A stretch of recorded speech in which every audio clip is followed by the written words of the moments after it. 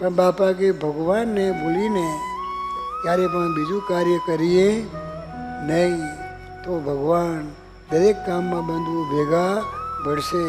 એટલા જ માટે બાપાએ આપણે બધાને ભલામણ કે મૂર્તિનું બળ રાખજો.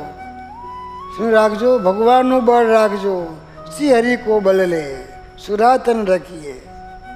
ભગવાનનું બળ રાખી અને બાપા કે સુરાતન બનજો, સુરવીર બનજો. બાપા કે છે બસ હે પ્રભુ, આપે જે અમારા ઉપર દયા કરી છે, દયા વરસાવી છે, આપની દયામાં જ અમે બધાએ ફાવી ગયા છીએ.